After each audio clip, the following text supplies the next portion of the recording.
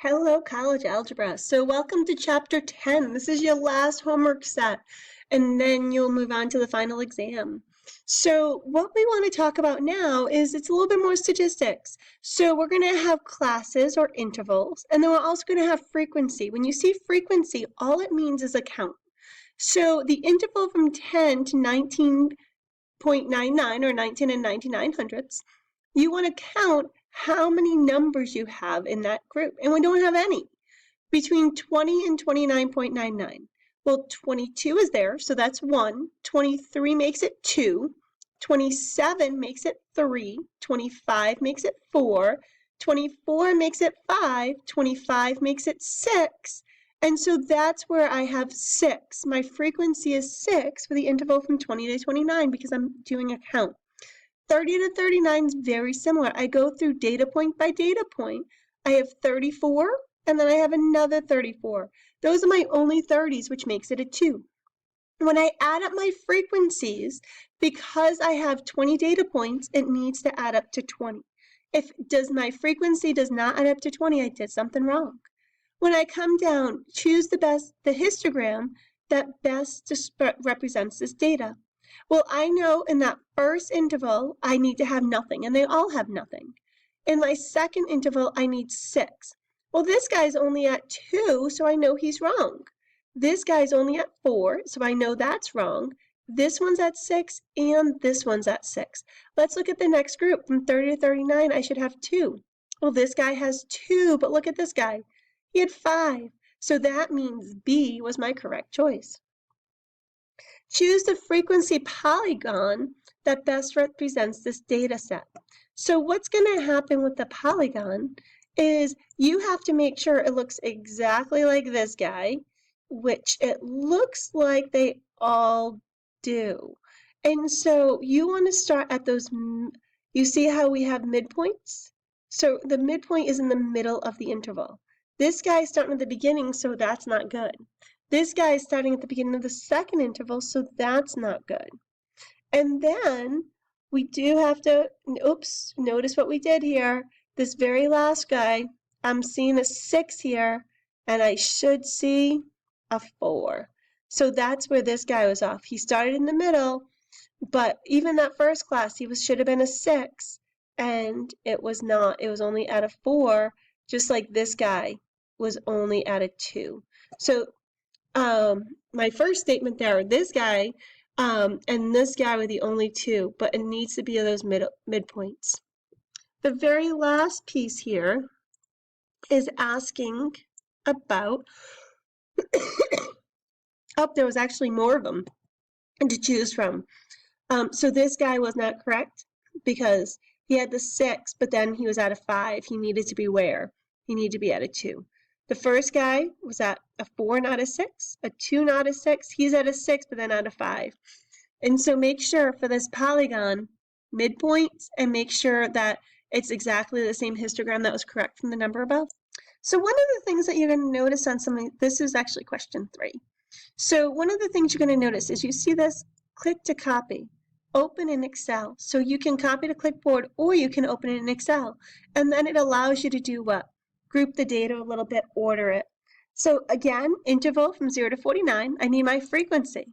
So that means my count. I have 1, I have 2, and then I have, here's my third one, and 0 to 49, we need to make sure, so I have 1, 2, 3, and 4. So 30, 36, 44, and 33, those are my 4 in that first interval. So it's my count. Again, the histogram, you need to make sure it looks exactly like your group here. 4 for the first interval, 6, and then 5. He's only at 1, so he's not right. We do have a 4, we do have a 4, and we do have a 4. The second guy, though, needed to be a 6. This guy is a 6, but this guy's only a 5. And this guy's only a 5. So he's my only one that's correct. So stem leaves are a lot of fun. So construct a stem leaf plot for the data set below. So you see how we have our 0 and our 1s in our units. We also have some 2s and 3s and 4s in our units. And then we also have 0, 9, etc. in our tenths place. The way that this one, you see how it tells me my units. 3 is going to be the stem and 2 is the leaf for 3 2/10. So that means my units are going to be my stem and my leaves are going to be my tenths. So as I look through my data for my stem of a 0, that's going to include every data point that has a 0 in the units. 0, 0.0, 0, 0.9, 0, 0.3, 0, 0.3, 0, 0.0, 0, 0.4, 0, 0.9, 0, 0.9, 0, 0.9, 0, 0.9, 0, 0.8. So all those have zeros in my units. The way I do my leaves is everyone needs to be selected. I also need to make sure that they're in order. So you see how I have two 0.0s? That's why I have 2 zeros here. I also have 1, 2 0.3s. That means I have 2 3s here. I have 1 0.4. I also have a 0.8. Let's count all these 9s. 1, 2, 3, 4, and 5. That's why I have 1, 2, 3, 4, 5 9s there. So it's ordered from the smallest to greatest. And you notice I have nobody that starts with a 6 point, so there's no 6s in my units. That's why 6 is blank down here. You don't put anything if it's not represented. So this guy is going to be very similar. However, look at what's going to happen here. I have 3/2 represents 320. So this one, I only care about my hundreds place and my tens place. So my hundreds place is going to be the stem and my leaves are going to be my tens place. However, and we're going to round the data to the nearest 10, and where the leaves represent units of 10. But you notice how I have 2 zeros. I also have 2 1s. What's going to happen is the first stem with leaf for that number is going to represent the tens place. That's going to go from 0, 1, 2, 3, or 4. And the second one's going to be the 5, 6, 7, 8, or 9. And so we're splitting those pieces into 2 halves. So you see how I have a 13 here? Well, that's a 0 in my hundreds and a 1 in my tens. 69 is actually going to become what? 0 in my hundreds, 7 in my tens, because that's going to round to 70. Excuse me. So we have to round all of our numbers to tens, and then we can represent them. When we have to look at the shape of graphs, what you need to know, the overall shape is normal if it looks like a bell. Right skewed is going to be smaller on the right. So the S for skewed, smaller on the right. Uniform is going to be pretty straight throughout. Think about schools where people wear uniforms. They all wear the same thing. Slightly left skewed is going to be smaller on the left. So this guy right here is going to be uniform because they're about the same. So this guy right here is actually going to be skewed right, because you see how you have a big group of data here, but then it's really small on the right here. So it's not quite a bell because I have so much little data over here. So what's going to happen? So what's going to happen is this is not uniform because I have this whole thing over here. So this is going to be skewed to the right because it's smaller on the right. So using a stem leaf, for it to be normal, what's going to happen is to be normal, what you're going to see is you're going to see a little bit of data, and then you're going to see a bunch in the middle and a little bit of data. So it's going to basically represent that curve. Uniform, where they would all have about the same. But you notice how in left skewed, there'd be less in the beginning. But notice how there's less in the end. So this is a right skewed because it'd be smaller on the right. How many saving institutes had total deposits below 500 million? So I have to look at my scale. 6.5 billion or 6,500 million is going to be 6/5. So for 500 million, I need 0, 5. So who's below a 0 and a 5? 1, 2, 3, 4, 5, 6. How many saving institutions had deposits above 5,000 million? So 5,000 million would be here and above, and so that's going to be 1, 2.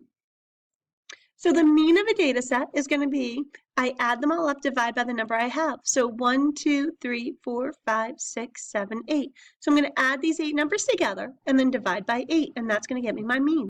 So it's a little bit different here because for the number 7, it wants the mean, but it's telling me I have 3 7s. It's also telling me I have 3 9s, I have 4 13s, and I have 5 14s because the frequency is the count. So what we're going to do is we're going to multiply 7 times 3 and add it to 9 times 3 plus 13 times 4 plus 14 times 5. And then I'm going to divide by 15 because 3 plus 3 plus 4 plus 5 is 15.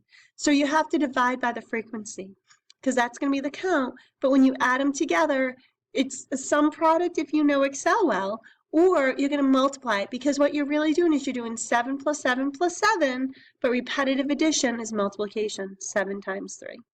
So to find the median of a data set, think about the median of the highway. If you're driving down the highway, that big area in the middle of the highway is called the median. And so it's the middle of the road. So the very first important step is to order your numbers from smallest to greatest. So my smallest number is a 10, then an 11, a 12, a 14, a 15, 25, and 25. And what's going to happen is I have 7 numbers, so 14 falls right in the middle. The next thing here, they want me to find the mode. There's 3 possibilities. I can have no mode. So if everyone happens the same amount, I have no mode. I can have one mode. That's if one number happens more than everybody else. So in this case, 25 happens more than everybody else. So 25 is my mode. Remember, mode starts with MO. The word most starts with MO. So the mode is who happens the most because it's the highest frequency, but remember, frequency is a count. You can also have more than one mode. So if you have multiple numbers that occur the same amount of times, what's going to happen is that gives you multiple modes, and you separate them by counts. So here's a good example of multiple modes. I have 74 happening twice, 76 happening twice, but 82, 71, and 78 only happen once. So 74 and 76 are the modes. All right, so for this one, the range and standard deviation of the data set. So the range is pretty straightforward. It's the biggest number minus the smaller number. So my biggest number is 37. My smallest number is 31. 37 minus 31 is 6. Standard deviation requires a lot more work. So I'm going to jump into Excel. So I wrote down my data, 37, 31, 37, 32, and 33. I then found the mean or the average of the numbers. In Excel, you can just type equals average, or you can go through and calculate by adding it up and dividing by 5. The next column is going to be my data minus my mean. 37 minus 34 is 3. 31 minus 34 is negative 3. 37 minus 34 is 3. 32 minus 34 is a negative 2. 33 minus 34 is a negative 1.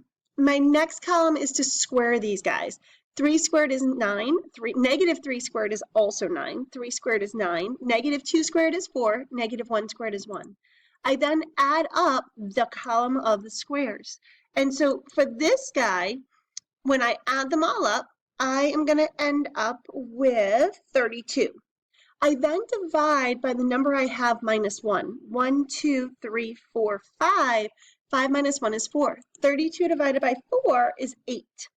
This is called my variance. What I have to do to get my standard deviation is I need to take the square root of my variance. The square root of 8 is 2.828, which is why that's my standard deviation. So my time limit on the video is almost up, but how is z-scores found for normal distribution where the mean is not 0 or the standard deviation is not 1?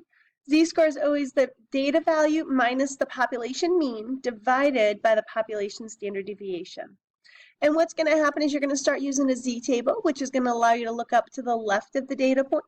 If you want to look, if you need greater than or to the right of the data point, you need to do 1 minus. If it's between 2 pieces, 2 z-values, what you're going to end up doing is you are going to look up 2 values from the z-table and subtract. So I'm out of time on my video, but I hope you guys have a great day and good luck on Chapter 10. Great work in college algebra.